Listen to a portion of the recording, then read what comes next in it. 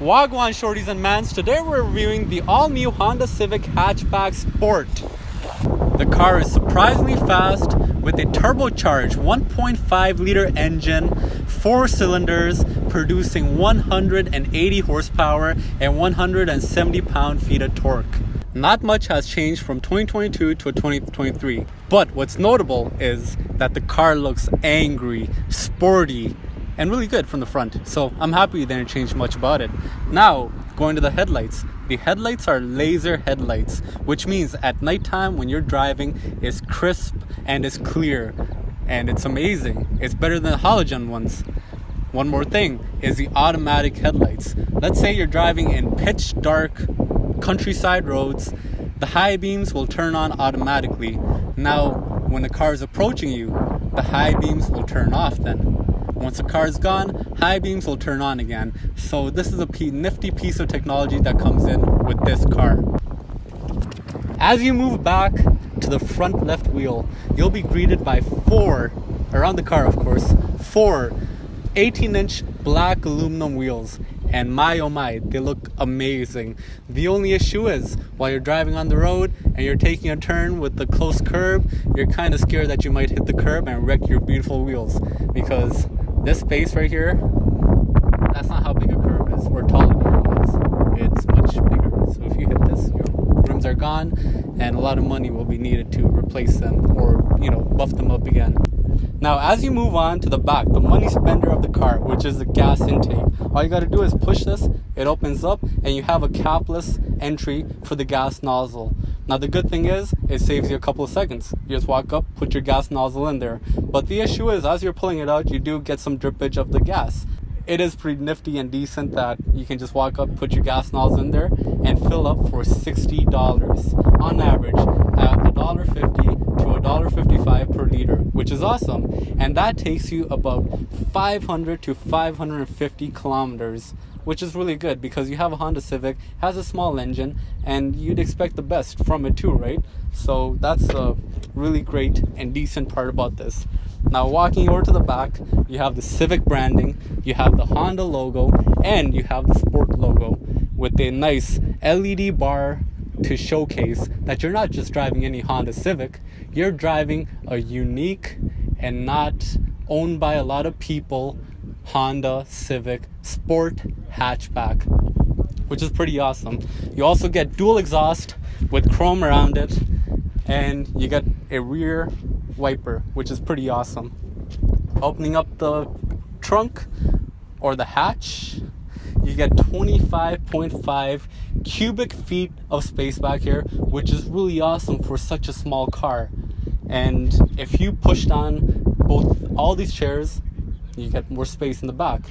You also get a spare tire, which a lot of new cars, they don't give it nowadays. So it's really nice.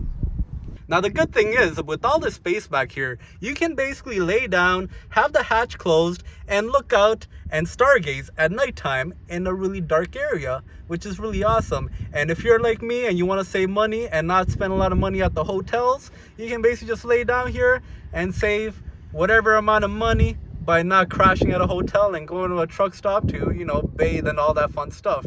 So that's the sick part about having a hatchback. And let's say you're in a pretty bad area of town and you don't want people to walk up to the hatch and see that you're hiding back there. You do get a nice cover. You can basically just put it up there like that, and then close the trunk and knock out. Well then, welcome aboard. We're in the back seat now, and it's pretty nice. The seats are really comfortable, and me sitting right behind myself, as I would in the driving position at 5'10", I got some decent space, decent head space, and it's really decent back here. The seats are comfy, and there's nothing to really miss out. You're a passenger, just be grateful you're getting chauffeured around. You got some nice leather accents here.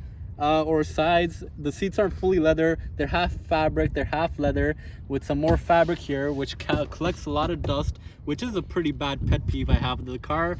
You got a nice automatic window here, a door hinge which is made out of plastic but it looks like it's aluminum, and some storage down here which could be for cups or other stuff that you may have. I don't recommend that you put any coffee down there. You have some nice speakers, another speaker here. They're not Bose or anything, but they work, and it's really nice back here. As you move on in the back, you have a nice center console made out of leather, so you can put your arm on it, put your cups in it as you're being chauffeured around. And you have a nice light up here to illuminate the back in the dark, and really decent. It's a good interior. The only issue is the driver's side, it doesn't have a storage area, but the passenger side does, which is pretty decent and nifty. Before we forget, you also have 2 USB charging outlets here, so as you're a passenger, you're doing nothing beneficial for the car ride, at least you can get your phone to be charged so you can just scroll through TikTok. Now moving on to the front of the car. So starting off, you have a nice big leather steering wheel, which is also heated by hitting this button. A nice big chrome Honda logo. To your left side, you have your volume functionality to change the track that you're listening to, and then some more gauge cluster functionality down here. You move to your right, you have your cruise control, distance between the next car to you control, and your steering wheel assist, which is pretty awesome. Right behind that, you have a nice plastic headlight control, your indicators, which is pretty awesome, and then your wiper control. Now moving on to the left side of the car, you have a nice air vent, which looks really awesome, so you can get air conditioning while you're driving down the road. You move down a bit, you get a nice brightness control feature in your car. Underneath that, you have your standard safety feature button, which basically tells you that if you're driving and you're about to get into a collision, it'll warn you, it'll either put on the brakes for you, and give you blind spot monitoring, lane departure, and other features, which I will cover while driving the car. If you turn it off, it's not going to give you those warnings. Underneath that, you have your traction control. To your left, you have your basic mirror controls. Underneath that, lock and unlock button, and then underneath that you have your window locks, and underneath that you have your automatic windows. The front 2 windows are fully automatic, meaning if you push this fully down, it'll basically go down without you touching it. You push it fully up, the window will go up fully without you touching it. Moving back a bit, you have your fabric here, which I'm not really a fan of, because as you put your arm on it, you lift it up many times, it basically collects a lot of dust and your dead skin cells. And I think you can see based on the camera quality, which might be kind of hard to clean down in the long run. You move down, you have a cup holder and some more storage to your right, which is pretty fantastic. Underneath, you have your aluminum brake pedal and aluminum accelerator. Now moving on to the center of the car, you have your infotainment, which is pretty awesome. You move your finger down, you got a volume knob. You move your finger to the right, you have a radio tuning knob. At the bottom, you have a bunch of buttons, which is easy to navigate. You click this, you can tune your radio, you can change your song. If you click on this one, it'll take you to your phone. And if you click on the next one, it'll take you to the radio. You click on the next one, it'll connect to a media Bluetooth device. You click on connect, it'll connect you to your wired Apple or Android CarPlay. You click on this, it'll take you back to your previous menu that you came from, but that's assuming that you're in the menu setting area. You can also go around the menu by using the tune knob or by clicking on the touchpad here, which is pretty awesome. So it's a simple infotainment, doesn't give you too much, but it's easy to use and navigate, and it seems to be good quality. I haven't had much issues using this at all since I got the car, so this is a big pass. Now moving on to the climate control, which is also pretty standard for every car. You have a heated seat for the driver's side and a heated seat for the passenger side. Unfortunately, no cooled seats. To the center, you have your fan knob, which is pretty awesome. Every time you click it, it makes a tick sound, which feels pretty awesome while using it. You have your temperature control, and you can sync both sides by clicking this button. This finish feels pretty matte, and you have a nice texture up here, so it feels really premium. Although not aluminum and it's plastic, it still feels premium and adds to the nice feeling you get while using this. So nothing to complain about. Underneath that, you have a nice storage area to put your phone or whatever you may have. Unfortunately, there's no wireless charger in here, so that is a trade-off. To use Apple CarPlay, you got to connect your USB here. You move back, you have your standard gear shifter, and then 2 cup holders which can fit a small double-double, your drive mode selector, the engine on-off functionality, so when you come to a red light, the engine will turn off. Once you start driving again, the engine will turn off. Your parking brake and brake hold, will run through that feature while driving. The passenger side is pretty decent. You have a nice glove box which contains a lot of stuff, and similar functionalities on the passenger side door as well too. Thing I love and hate about this car is this right here. It's between 2 piano black bars which collects a lot of dust, and if you touch it, it collects a lot of fingerprints. But this hexagonal pattern shape air vent is made out of plastic. It looks really good. It looks like aluminum and metal. It looks like a fine car. But as you move down, this looks like an air vent, but it's just a fake air vent. There's nothing back here. You move on to the other air vent, it looks really nice. It adds a lot of, you know, style to the car. It looks really good. But the only issue is that as you own this car for a while, this center console part right here, where it's a fake air vent, collects a lot of dust, which is going to be a pain to kill. So although it looks really nice and it makes the car look 10 times more premium than it is hard to clean. So it's really nice and bad. So it's just a small pet peeve. One more pet peeve of the front is that same cheap fabric is here too, and it collects a lot of dust and a lot of dead skin cells as you put your arm here, which kind of sucks, but it is what it is. But it's kind of soft and comfortable while you're driving. Underneath that, you have storage for whatever you want to put down there, and it's pretty decent. It can fit my hand, so my whole hand can go straight in like that, which is pretty awesome. Yep. All right, now we're driving the Honda Civic Sport, and man, oh man, the car does do good. It's a decent car. The steering is kind of tight. It's not too loose. It's not too heavy. It's a decent car to drive. When you're driving, you feel like an executive. You have a clear view of the road. You can look around the car and it's easy to see a 360 view around your car, and there are no surprises. The blind spot monitoring comes in really handy because, you know, as you're changing your lane, sometimes you miss your blind spot and the car will tell you that there's a car in your blind spot, which is really awesome. The lane departure system is also really good too, because as you're driving, let's say you're about to veer off your lane, it'll go, see, it basically guides me back into my lane. So that's really awesome. So I don't recommend that anyone text and drive, but if you're someone that does text and drive, if you do veer off your lane, the car will save you. Now let's say you're stuck in aggravating downtown rush. Oh my, sometimes you get so pissed off, you're just bumper to bumper, and sometimes you just floor it a bit too hard and you're about to rear end someone.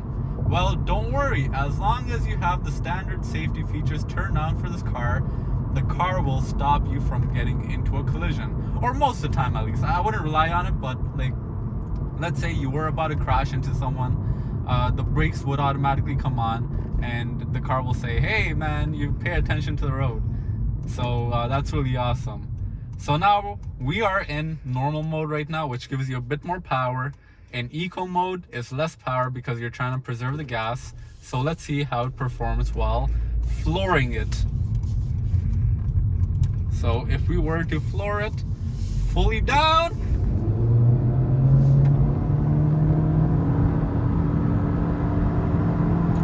we are redlining at this moment. We're in automatic, and the car basically gets to 70 kilometers within 8 seconds on normal mode, which is pretty decent.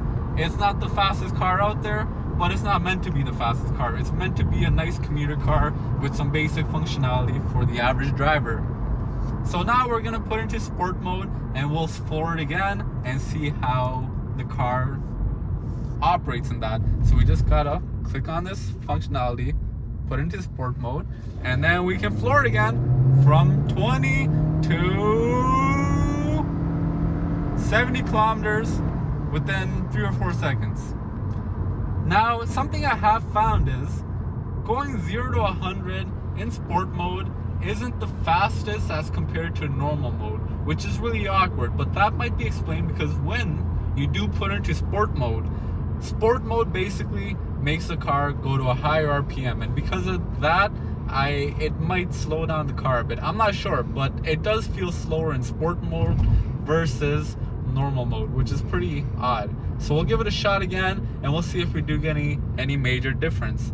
So in 3, 2, 1, and then we're gonna floor it. You do get a big kick while pushing it, but the car still doesn't feel as fast as it would in normal mode. So it's pretty decent. Now going back into normal mode, we're gonna test out our cruise control. So we're driving at 60 kilometers. The speed limit is 70 kilometers, and we're gonna set our cruise control at 70 kilometers. So now we set it, and then now we just gotta take our foot off. We put on this driver assist, this steering wheel assist, and in theory, your car is self-driving right now. I don't have my foot on the brake. I'm not even touching the steering wheel, and the car is moving by itself. Now, we do have a nice safety distance set up here. So if we wanted to get closer to the car, we can get closer. Now, once in a while driving the car with the steering wheel control system on, it will ask you to touch the steering wheel to make sure that you are paying attention to the road. Now, if we do change the distance, we can bring the car closer to the car in front of us.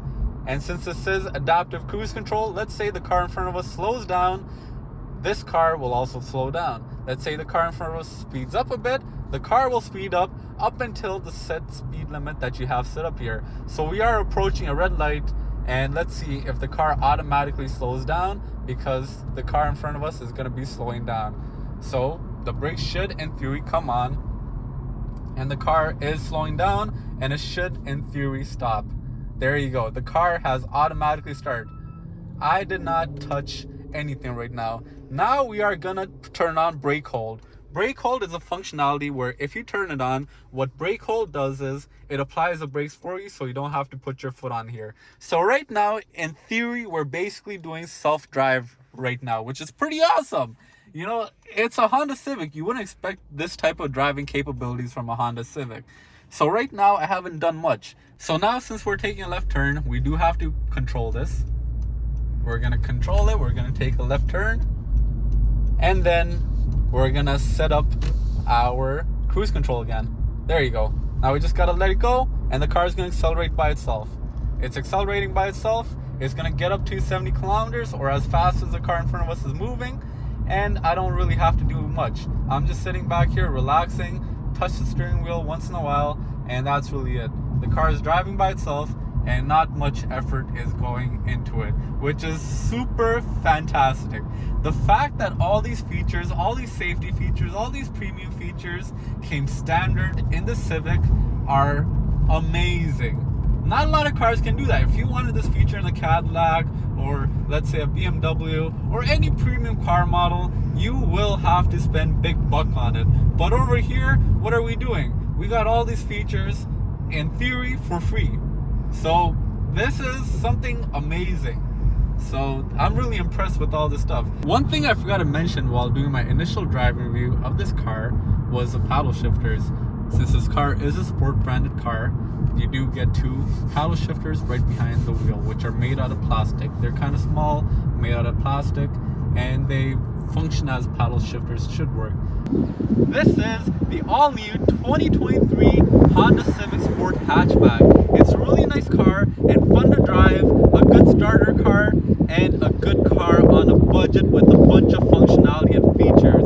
Costing at MSRP $35,593.50 Canadian. So would I recommend this car? Yes, I would. I give it an 8 out of 10. So that's my review for this car. And if you want more car content, comment, subscribe, and let me know, because we're trying to expand the channel into better avenues.